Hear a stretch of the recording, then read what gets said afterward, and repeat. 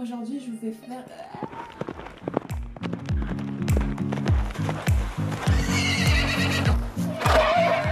Coucou mes licornes. Aujourd'hui, on se retrouve dans une nouvelle vidéo où je vais vous parler de dupes de grandes marques. Donc on se retrouve tout de suite. On commence tout de suite avec le filet Précision de chez Antares à 450 €.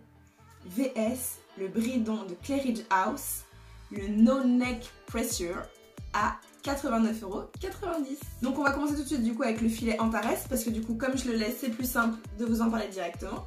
Donc pourquoi c'est un dupe? Tout simplement parce qu'il a exactement la même têtière en fait. Donc du coup les deux sont faits pareil. Donc pour celles qui ont un petit budget, c'est vrai que Antares ça rentre pas trop dans les petits budgets on va dire.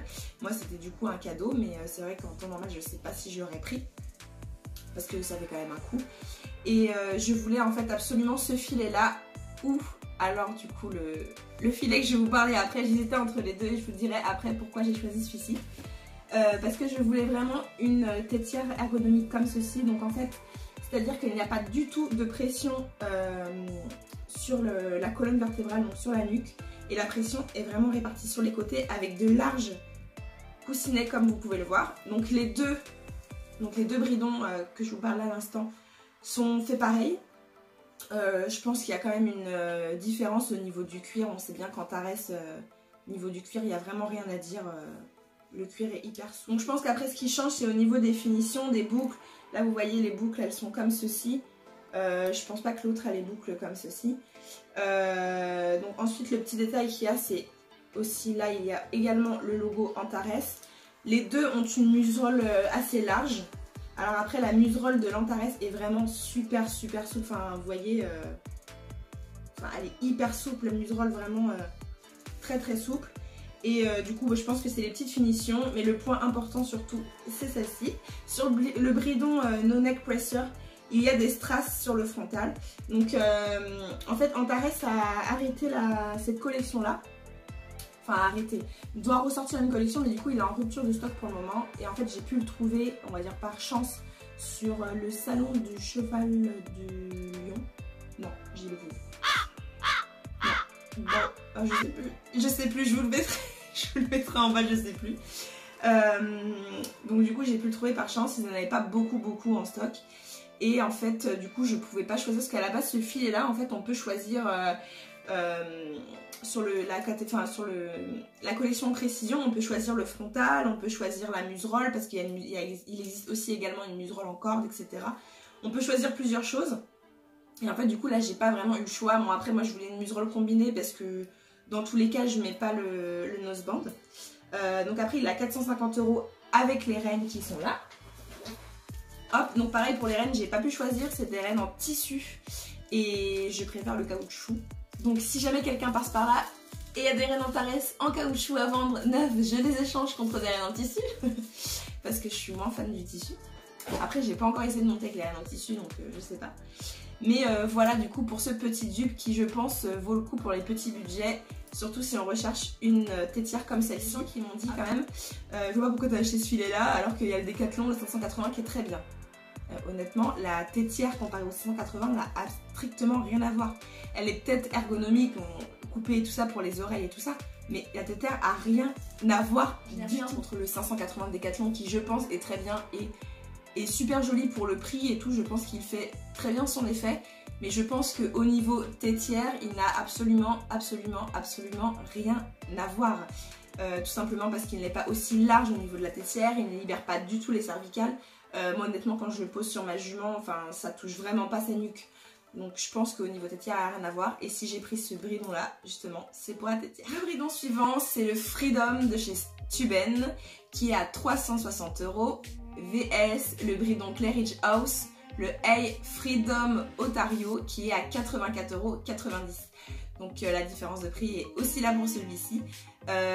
Du coup le point en commun qu'ils ont c'est vraiment que ici, alors je vous montre sur moi même si j'ai pas vraiment une tête de cheval, c'est que vraiment ici toute la vision est dégagée, il n'y a pas de pression au niveau de l'apophyse zygomatique. Tout ça c'est bien dégagé, vraiment il n'est pas droit comme les filets.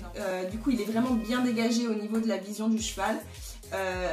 Du coup pareil pour la muserolle, elle part vraiment comme ça et ensuite rejoint en dessous. Du coup elle n'est pas du tout faite comme les museroles en général.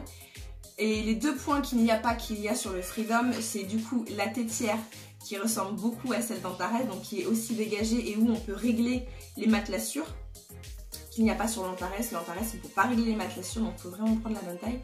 Mais du coup sur le Freedom on peut régler sur les côtés du coup la matelassure et la sous-gorge qui est vraiment qui part pas du même endroit que les sous-gorges qu'on a habituellement sur nos filets. C'est ce qui changerait du coup du Hey Freedom Ontario. Mais du coup au niveau du prix et si on cherche vraiment de libérer tout ce qui est les muscles ici du cheval et comment dire, la muserolle, c'est celui qui se rapproche le plus du Freedom. Et du coup pourquoi je vous disais que j'ai pas pris le Freedom et le au Antares, c'est qu'en fait en étant au salon, que je ne sais plus le nom, c'était du coup en ayant vu les deux et en ayant comparé, le Antares est beaucoup plus souple. En ayant vu le Freedom, en vrai je le trouve nettement moins joli. Alors après c'est vrai que déjà de base je le trouvais un peu moins joli que le Antares. Et la seule couleur que j'aimais bien, elle est rare chez... Enfin elle est rare. Il n'y avait pas sur le stand et en général on la trouve pas même quand on regarde les ceux d'occasion sur le Stuben. C'était la couleur Havane mais hyper claire. Et en ayant comparé les deux, je trouvais le Stuben super raide, hyper rigide, pas souple du tout. Et du coup je me suis dit que ce serait pas forcément agréable pour le cheval. Enfin si j'étais le cheval, je préférais quelque chose de souple. Et je trouvais que c'était pas agréable, je le trouvais vraiment rigide quoi. Enfin pas du tout souple.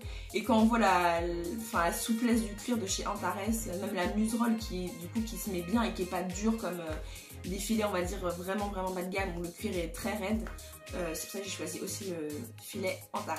Et on finit là-dessus avec les rennes élastiques. Il y en a beaucoup qui en ont parlé. J'ai pas testé du tout, mais j'ai vu une petite différence de prix entre deux paires de rennes. Donc quand on n'a pas envie de mettre le gros prix dans un outil où on ne sait pas si on va avoir l'utilité ou pas, et ben je vous ai trouvé un petit dupe. Alors du coup on part avec les rennes précision élastique de chez Antares à 130 €.